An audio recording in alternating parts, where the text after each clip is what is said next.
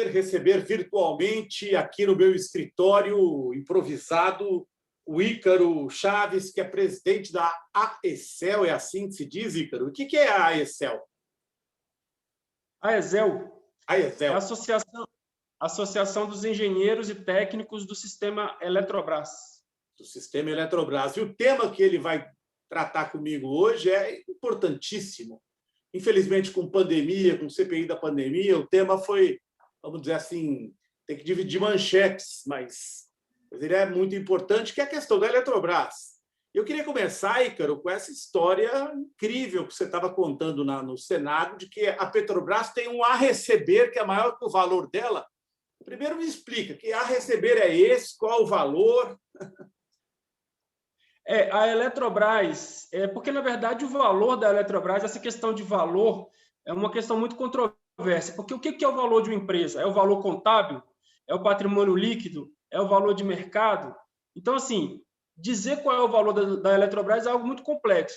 Os cálculos que nós temos são os seguintes: se fosse para você construir uma Eletrobras hoje do zero, todas as usinas hidrelétricas, todas as linhas de transmissão, subestações, seria necessário pelo menos 370 bilhões de reais. Então, assim, é uma boa estimativa de valor. Mas aí tem a questão do valor das concessões, enfim. O fato é que o governo quer vender a Eletrobras para arrecadar 25 bilhões de reais. É isso que ele pretende arrecadar para o Tesouro com a venda da Eletrobras. Mas ela tem, lá no caixa, parado, porque a Eletrobras não está fazendo investimento, ela tem 14,3 bilhões de reais. Então, quem comprar a Eletrobras, o Tesouro recebe 25 e ela vai ter 14,5 no caixa. Além disso, a Eletrobras tem para receber, até 2028, 44 bilhões de reais, que são uma indenização lá da época da MP 579, ainda no governo Dilma. Quem vai pagar esse dinheiro são os consumidores. Esse recurso vai sair da conta de luz de todo mundo. Mas o fato é que vai entrar no caixa da empresa. Então, é um negócio da China, né? A Eletrobras é lucrativa? E muito. A Eletrobras lucrou nos últimos 3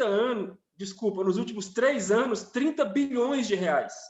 No ano passado, ela lucrou 6,4 bilhões de reais. Foi a sexta empresa mais lucrativa do Brasil. Foi a empresa mais lucrativa do setor elétrico do Brasil, até porque é a maior do Brasil e da América Latina. Mas se você pegar, foi a sexta empresa mais lucrativa de todos os setores. Só perdeu para Vale do Rio Doce e para alguns bancos, né? Então, para você ver, é uma empresa muito lucrativa. Esse ano, o lucro dela foi maior do que o da Petrobras, inclusive, no primeiro trimestre. Ô, Ícaro, então, mas é óbvio, o que você está escondendo de mim, porque você está do lado da associação, é que as tarifas vão desabar.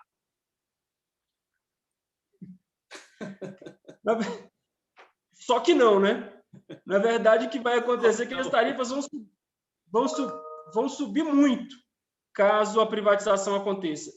Olha, Zenha, nós vamos ter um tarifaço esse ano de qualquer jeito, porque nós estamos vivendo a maior crise hídrica dos últimos 90 anos. Como o nosso sistema é baseado na hidroeletricidade, crise hídrica é igual a crise energética.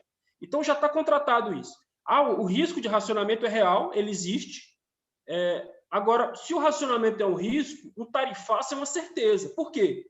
Porque, como não tem água nos reservatórios, está sendo necessário gerar cada vez mais energia com fontes térmicas, termoelétricas cada vez mais caras. E isso não tem jeito, vai para a conta do consumidor. Mas com a privatização, o aumento vai ser muito maior. Quais as termoelétricas que já estão funcionando? Quase todas, viu, Azen? A gente tem informações de que todas as termoelétricas mais baratas já estão funcionando. As termoelétricas a gás são mais baratas, mais modernas e mais baratas. Mas elas não estão sendo suficientes. Então, está tendo que ser necessário ligar termoelétricas a diesel, que são muito caras. Além de ser muito poluentes, são muito caras. Então, termoelétricas a diesel... É porque o Brasil é o seguinte, o Brasil ele tem um sistema de termoelétricas que funciona como backup. Eles funcionam como backup. Como é uma energia cara, então, se você não precisar, você não usa. A gente usa as termoelétricas principalmente para economizar água, vamos colocar assim. Então, quando o Operador Nacional do Sistema vê que o nível dos reservatórios está baixando, ele não pode pensar só no dia seguinte, ele tem que pensar para 6 meses para frente, 1 ano para frente. Então, ele fala, olha, eu vou economizar água, então eu vou ligar termoelétricas. Do jeito que está agora, como não tem água, ele está tendo que ligar todas. Então, as termoelétricas mais baratas, elas já estão todas ligadas. Agora ele está colocando as mais caras. E agora isso a gente está falando de um número de quantas termoelétricas, que capacidade de geração proporcional à necessidade brasileira? Então, o Brasil ele tem capacidade, assim, a gente estima pelo menos 30% da capacidade que as termoelétricas possam fornecer, 30% da capacidade atual. Geralmente elas funcionam com 20%, 25%. Agora elas vão funcionar com mais de 30%, e são as termoelétricas mais caras, que elas ficam paradas por causa de uma emergência. A emergência está acontecendo. Então elas vão entrar agora, já estão entrando praticamente todas, e isso vai fazer com que a conta de energia fique mais cara. Por exemplo, nós já estamos entrando agora, a partir do mês de junho, na bandeira vermelha, que é a bandeira vermelha 2. Isso já traz um acréscimo de R$ 6 para cada R$ 100, R$ 6,50 para cada R$ 100 que o consumidor consumir, né? Consumidor residencial. Então, as estimativas dos especialistas são de que esse ano a gente tenha, só por conta disso, um aumento de 13% na conta de luz. A privatização da Eletrobras é algo estrutural. Pelos nossos cálculos, porque o Ministério não fez nenhum cálculo, isso que é o mais inacreditável. Até hoje ele não fez um cálculo. São de que a gente vai ter um aumento na tarifa por causa da privatização de pelo menos 22%. Se a gente contar com aquilo que deveria reduzir... Por quê, Ícaro? 22%, mas é baseado em que esse cálculo? É o seguinte, a Eletrobras ela tem algumas usinas que operam no sistema de cotas. São usinas antigas, né? Usinas que já foram pagas. Porque uma usina hidrelétrica, Azenha, o caro dela é construir. Depois que ela está feita, a água passa ali de graça, né? Não tem que pagar pela água. É só operar e manter aquela usina. Então, o caro de uma usina hidrelétrica é a construção. Então, a Eletrobras tem muitas usinas antigas, com mais de 30, 40, 50, 60 anos. Essas usinas já foram pagas, já estão amortizadas, como a gente diz, né, na contabilidade, já foram amortizadas. Então, a partir de 2013, elas passaram por um regime chamado regime de cotas, onde elas cobram apenas o preço de operação e manutenção, que é muito mais barato do que de uma usina nova. Não faz sentido você pagar uma usina nova. Vamos pegar a usina de Belo Monte, por exemplo, que é uma usina nova. Está sendo paga aquela obra ainda. Então, é claro que a energia dela tem que ser mais cara. Agora, uma usina, como as usinas de Paulo Afonso, que já tem 60 anos aquelas usinas, não faz sentido você ficar pagando a obra que já está paga. Então, para você ter uma ideia, o preço da energia que a Eletrobras vende no sistema de cotas, em média, é de R$ 61 o megawatt-hora. O preço do mercado livre hoje está na faixa dos 290, 300 reais.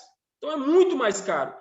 Quando essas usinas, pelo projeto de privatização, como elas vão passar para o regime de produção independente, elas vão ser descotizadas, elas vão vender energia como se fosse uma usina nova. Então, o consumidor vai ter que pagar novamente por isso. Então, é óbvio que se vai aumentar o preço da energia, vai aumentar na conta de luz do consumidor. A gente estima que esse aumento fique na casa dos 14%. Agora, levando em consideração as térmicas a gás que foram colocadas no projeto e outras emendas que foram colocadas, vai ser pelo menos 22% de aumento. E se a gente levar em consideração ainda a usina de Tucuruí, que deveria entrar no regime de cotas agora, porque também já está vencendo a concessão, a gente vai pagar mais, só ela poderia reduzir a conta de luz em 10%. Só que como ela, pelo projeto de privatização, ela não vai ter esse processo de cotização, então, na verdade, é um dinheiro que o consumidor vai pagar a mais. No fim das contas, se somar tudo, vai dar 35% a mais que o consumidor vai ter que pagar só por causa da privatização da Eletrobras. Tudo que você está descrevendo me parece fazer essa privatização mais descabida do que a da Vale do Rio Doce. Está no mesmo pé ali de absurdo. Porque, como você disse, as hidrelétricas mais antigas já estão pagas. Isso está absolutamente claro. E acho que aquela decisão atrás lá do governo Dilma foi nesse sentido. Baixar o preço daquelas que já tinham sido pagas pelo consumidor. O que me leva à pergunta essencial é quem é que está por trás dessa privatização? Porque se ela é absurda, se a empresa traz dinheiro para o Tesouro, se eles vão entregar uma empresa que tem dinheiro em caixa, que dá lucro, quem é que está manejando as coisas por trás para conseguir essa privatização? Quem é que está falando aqui no ouvido do Paulo Guedes e do Bolsonaro? Olha, eu acho, Zé, que a privatização da Eletrobras é muito, apesar da privatização da Vale do Rio Doce ter sido um golpe na nossa soberania, a da Eletrobras é muito pior.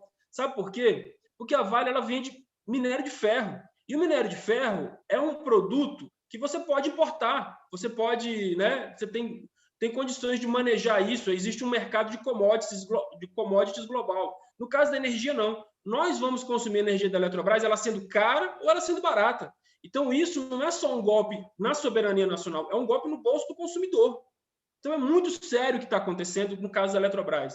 Então, assim, eu não tenho dúvida de que é o crime do século que se comete contra o país. De todas as privatizações que foram feitas até hoje, é a mais danosa para o país, porque como eu digo, ela não afeta só a soberania, afeta o bolso do consumidor, afeta a capacidade do país de ter uma indústria competitiva, por exemplo.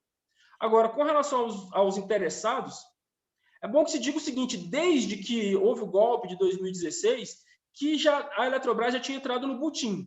Então, a gente percebeu isso claramente. O primeiro grupo que entrou para buscar a privatização foi justamente o grupo 3G, do Jorge Paulo Lemann. Ele indicou conselheiros, indicou diretores da Eletrobras. Então, a gente já tinha percebido as digitais lá no começo. Esse projeto esdrúxulo de privatização da Eletrobras, porque não é só uma privatização, não é só vender a Eletrobras, é vender a Eletrobras aumentando a tarifa, que é algo absurdo. Esse modelo foi feito por ninguém mais, ninguém menos que o BTG Pactual, do hoje ministro Paulo Guedes. Então, o sistema financeiro entra com muita força nesse processo. Por quê? Eles querem vender a Eletrobras, como eles são acionistas, e as ações, obviamente, vão subir muito, porque essa empresa vai ganhar rios de dinheiro, às custas do consumidor, esses caras vão ganhar muito dinheiro. Além disso, como esses bancos estão atuando fortemente no setor de comercialização da energia, eles vão ter o ciclo completo. Eles vão ter a Eletrobras, a energia da Eletrobras no mercado livre, para eles poderem vender e eles ganharem dinheiro vendendo e comprando. Ou seja, é um negócio absurdo. E principalmente os grandes fundos, né? Fundo 3G, fundos internacionais como o BlackRock, né? Fundos, inclusive, de países soberanos, talvez, aí, fundo do Catar, esses fundos que estão entrando aí em todas as privatizações, e o sistema financeiro, com muita força. E a indústria, Ícaro, a tendência é ela ser prejudicada, porque é um insumo básico da indústria brasileira.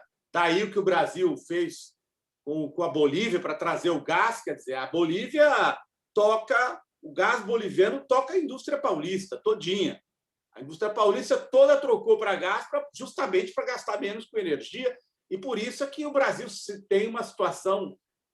Pode trocar o governo da Bolívia, mas o Brasil quer aquele gás daquele preço, barato, porque isso é a indústria paulista, a indústria central, o pouco que sobrou de indústria do Brasil. Mas ela será prejudicada, ou você acha que não?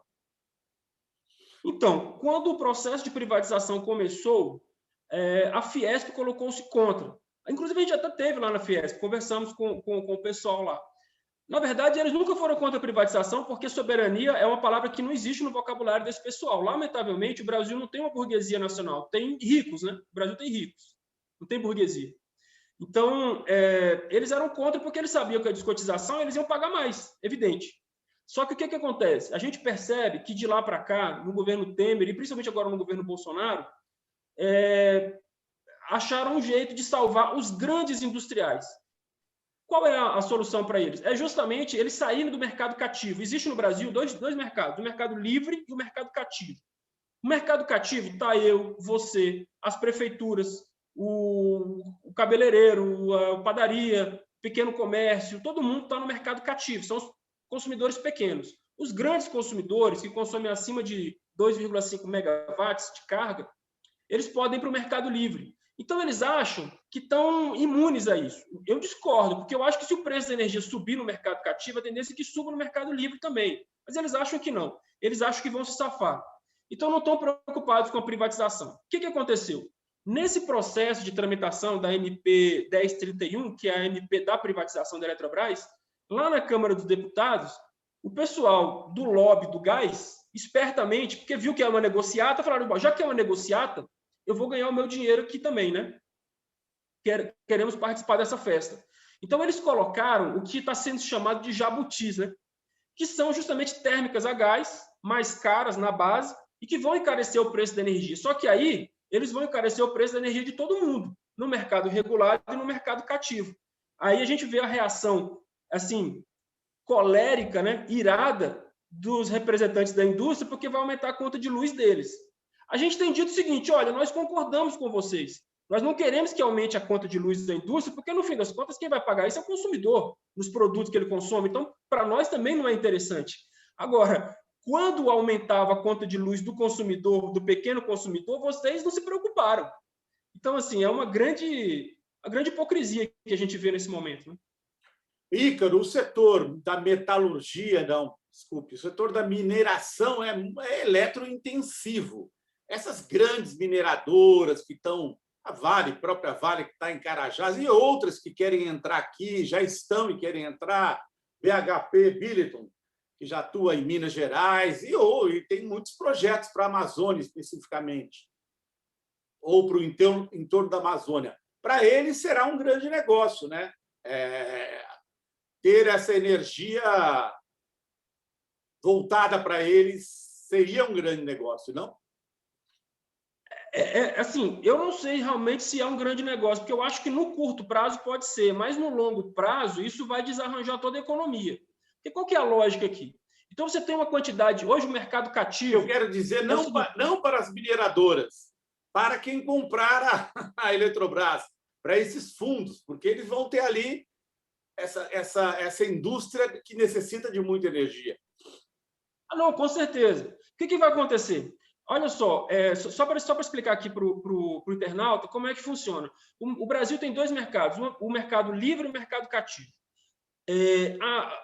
Só para você ter uma ideia, o mercado livre são cerca de 12 mil consumidores. 12 mil consumidores. No mercado cativo, são 80 milhões de consumidores. Consumidores, assim, 80 milhões de unidades consumidoras, né? Você, a sua esposa, seu filho, a sua família é uma unidade consumidora. Você tem lá um medidor, paga uma conta de luz. São 80 milhões. Só que esses 80 milhões correspondem a 70% do consumo de energia. E esses 12 mil, essas grandes empresas, correspondem a 30%. Ou seja, o mercado livre ele é grande, ele não é pequeno. São poucas pessoas, poucas empresas, mas o mercado é grande. Então, o que eles acham? Eles acham o seguinte, que eles tendo essa energia, né, eles vão poder, a energia da Eletrobras, que hoje está no mercado cativo, das usinas de cotas, vai para o mercado livre. Então, as distribuidoras vão participar de leilões. E no leilão vai ganhar quem oferecer o melhor preço. Então, vai subir a tua conta de luz.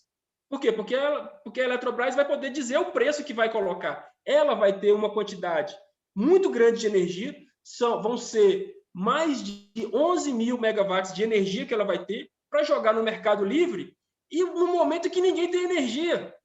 Você entendeu? Nós estamos vivendo uma crise hídrica. Não tem energia. E a Eletrobras vai ter 11 mil megawatts de energia livre para vender para quem puder pagar. Aí vai competir a distribuidora que atende você, a dona Maria, o seu João, o dono da padaria, e a BHP Billiton, a CSN, enfim. Quem é que você acha que tem mais poder de negociação? De qualquer forma, a Eletrobras vai ser uma mina de ouro para quem comprar. Porque ela vai ter uma energia no momento que ninguém tem. É um absurdo que tá Crise hídrica, qual é o pico dela? Em que ponto estamos e qual será o pico? Você disse que é a maior de, sei lá quanto tempo você disse, da história? 90 anos. 90 anos. A maior de 90 anos. Segundo... Quando que vai ser o pico dela? A gente não sabe dizer, porque depende de basicamente duas variáveis. A primeira variável é a chuva, porque as pessoas falam muito porque tem que ter concorrência no setor elétrico. O problema é o seguinte, Azenha, o setor elétrico brasileiro, 2/3 da nossa energia é produzido por hidrelétricas. E São Pedro não obedece aos sinais de mercado. Então não adianta o preço da energia subir, que isso não vai fazer chover mais. Não é verdade? Então, assim, a primeira variável do nosso sistema elétrico é a hidrologia. A segunda variável é o consumo. Então, a gente está na seguinte situação. Hoje, os níveis de reservatórios estão baixíssimos. A gente está com um nível de reservatório de 30%. E nós estamos no começo da seca. A seca está começando agora. Então, o período chuvoso termina em maio. Nós estamos começando agora o período de estiagem. Então, estamos com 30% só. Tem hidrelétricas, tem reservatórios que estão com 10%, é praticamente volume morto. Então, o que acontece? Só tende a piorar. Se não vai ter chuva, certamente até novembro não vai ter recarga nesses reservatórios. Então, o nível é muito baixo. Então, na nossa opinião, o grande problema aqui está relacionado ao consumo. Se a economia volta a crescer, então a gente imagina, o Brasil sai da pandemia, todo mundo vacinado, o comércio volta, as pessoas eufóricas e o consumo cresce. Não tem energia. O Brasil hoje está colocado numa armadilha que é o seguinte: se crescer, nós estamos numa recessão terrível, a maior recessão da história no ano passado. Agora, se o país voltar a crescer, não tem energia. Então, assim, nós temos uma limitação para o crescimento. Agora, então a gente pode, de fato, ter um racionamento esse ano. Aí, a partir de setembro ou outubro, é possível que haja um racionamento. Se nós tivermos chuvas razoáveis no período chuvoso do ano que vem, de novembro até maio do ano que vem, é possível que a gente tenha alguma folga. Agora, se essa estiagem persistir, eu diria para você que um racionamento no ano que vem é praticamente certo. Ô, Ícaro, me dá uma ideia, porque o povo que assiste gosta de dados. A molecada que assiste o YouTube, eles não gostam de enrolação, não. Eles querem informação. Como nós estamos de consumo em relação ao padrão normal da economia brasileira? Me dá aí um pico de consumo no momento normal e como nós estamos agora com pandemia. Não, o consumo no Brasil... Tá, o consumo no Brasil caiu drasticamente no ano passado. Certo. Ali no mês de abril, houve uma queda de consumo de 14%. Foi a maior queda da história.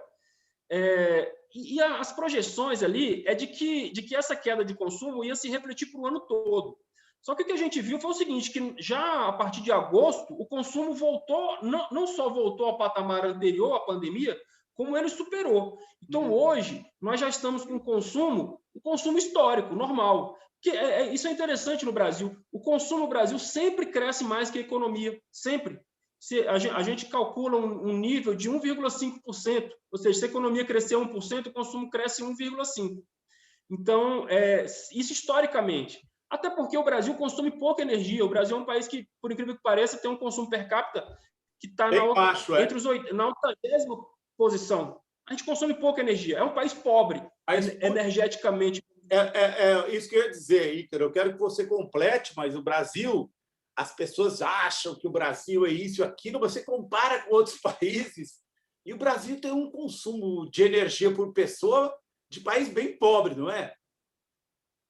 Isso. Então, a gente tem que descontar o fator climático, porque não dá para comparar o consumo do Canadá ou da Rússia, porque lá eles usam energia para calefação, né? Sim. Então, lá eles consomem mais mesmo. Mas mesmo se você comparar com outros países que não são tão frios assim, o consumo do Brasil é muito baixo. As famílias consomem pouco. Essa que é a verdade. Por mais que a gente tenha tido melhoria da qualidade de vida das pessoas, ainda existe, o Brasil ainda tem um nível muito grande de crescimento, para a gente poder crescer ainda em termos de consumo. Por isso que o Brasil não pode ser considerado como a França, por exemplo.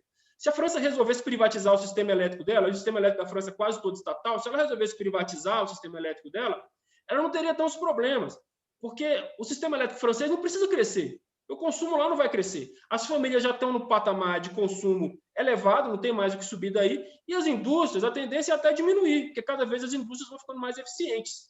Então, assim, tem muito problema. Agora, o Brasil não tem essa oportunidade, primeiro, porque nós somos um país que ainda não está industrializado, e segundo, porque a nossa população tem um nível de pobreza energética muito grande. Então, o brasileiro ainda tem muito que consumir de energia para melhorar a sua qualidade de vida. Privatizar o sistema elétrico brasileiro é o seguinte: você vai privatizar um sistema que você precisa de expansão. Então, você vai ter que acreditar que a iniciativa privada vai fazer o que ela nunca fez, que foi investir na expansão do sistema elétrico. Do ponto de vista estratégico, pergunta final, Ícaro.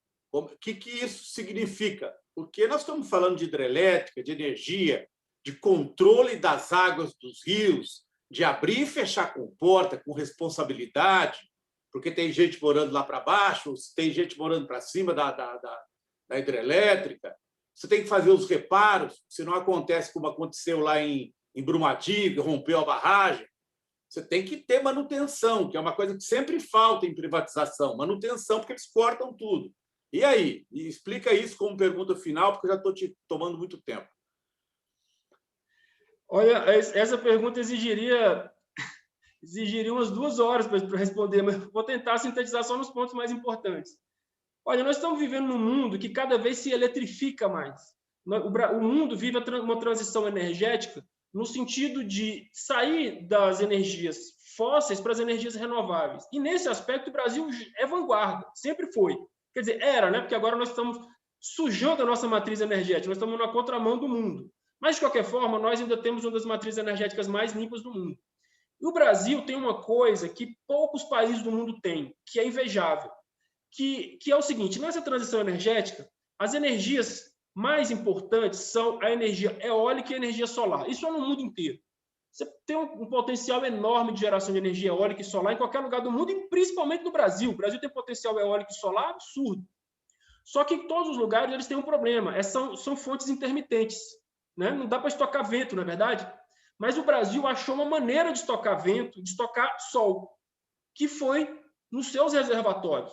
Então, os reservatórios brasileiros são uma grande bateria do sistema elétrico. Poucos países do mundo têm isso. Então, se você pegar um país como Israel, por exemplo, onde é que eles vão armazenar energia? Eles vão ter que comprar bateria mesmo, bateria de lítio, caríssima. Sim. Uma tecnologia que ainda não está madura para esse tipo de fim. O Brasil tem isso. Isso, nós vamos tocar nos nossos reservatórios, nas represas. E privatizar a Eletrobras, que é responsável por 52% da água armazenada no Brasil em reservatórios, é privatizar a nossa bateria. Quem tiver o controle da bateria tem o controle da energia. É assim que funciona. Então, você vai estar entregando o nosso sistema elétrico todo para uma empresa. Isso é o pior. Porque se você dividisse, privatizar é ruim de qualquer jeito, mas se você dividisse em várias empresas, eventualmente você teria, né, alguma concorrência, alguma situação ali que você pudesse manejar isso. Mas não, você vai colocar tudo isso nas mãos de uma empresa. Então, isso é extremamente grave. E nós estamos vivendo na transição energética também a transição da mobilidade ao combustível fóssil para a mobilidade elétrica. Então, quem dominar a Eletrobras vai dominar a energia da sua casa e o combustível, entre aspas, do seu carro. Ou seja, vai dominar tudo nesse país. Então, isso é absurdo. País nenhum do mundo está fazendo isso. Nenhum país do mundo está privatizando o seu sistema elétrico. Com relação à questão das águas, isso é muito sério. Porque, olha só, o que nós estamos vivendo hoje na crise hídrica é um paradigma. A água dos reservatórios não serve só para gerar energia. Aliás, a coisa menos importante que as hidrelétricas fazem é gerar energia.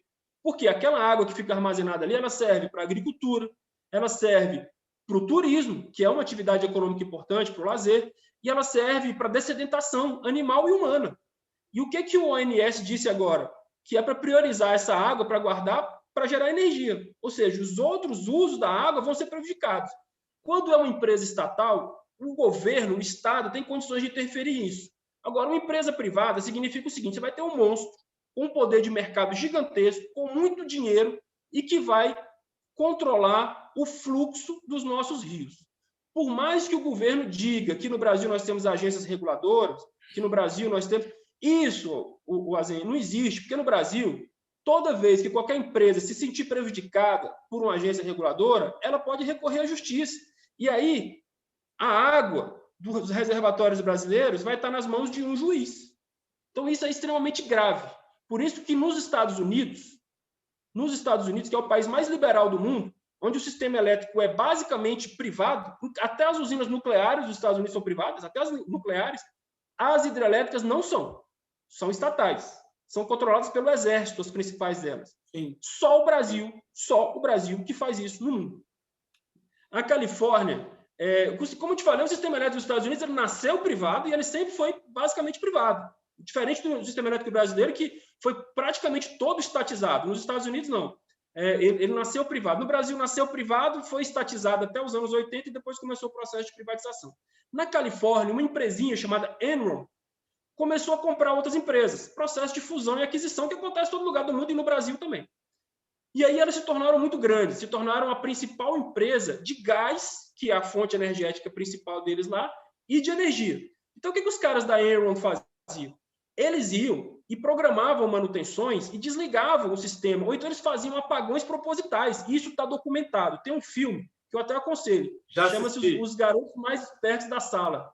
É muito bacana, que conta essa história. Então, eles causavam o apagão, causavam o racionamento. Como o preço da energia estava liberalizado, quanto menos energia, é evidente, lei da oferta e da procura. Menos energia, preço sobe. Como eles eram uma empresa dominante no mercado, eles ganhavam muito dinheiro, ganharam rios de dinheiro. Até que isso causou um apagão, uma crise energética seríssima lá na Califórnia, no começo dos anos 2000. Agora, você imagina a Eletrobras fazendo isso no Brasil inteiro, não é só no estado, é no país inteiro, porque o nosso sistema é interligado.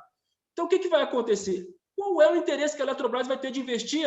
Ela vai investir, porque se ela tiver mais energia, o preço vai cair para ela ganhar menos? É evidente que isso não vai acontecer. Então, o apagão interessa essas empresas. Tem gente ganhando muito dinheiro com a crise hídrica, muito dinheiro, porque o preço da energia está lá em cima agora. E é bom que fique. É disso que se trata, porque a energia é um monopólio natural. Você não tem como substituir a energia por outras coisas. No Texas, aconteceu agora, caso semelhante. No Texas, o que aconteceu? O sistema também todo privado, com o agravante que o Texas não é conectado ao restante dos Estados Unidos, é praticamente um país isolado ali, por razões históricas. E o que acontece? As empresas não investiram em manutenção do sistema. Por que elas vão investir? Quanto mais elas investem na manutenção, mais gasto elas vão ter. Então, eu prefiro que elas não invistam. E se por acaso tiver alguma falha no sistema, a multa que elas pagam é muito pequena. Então, elas não investiram em manutenção. Quando veio uma crise climática maior, o frio, né? Elas foram e apagou o sistema, né? Então, teve blackout para todo lado. E aí, alguns consumidores que consumiam no Mercado Livre receberam contas de luz de $9.000. Por quê? Porque não tinha energia, o preço subiu. Então, é isso que estão querendo trazer para a gente aqui.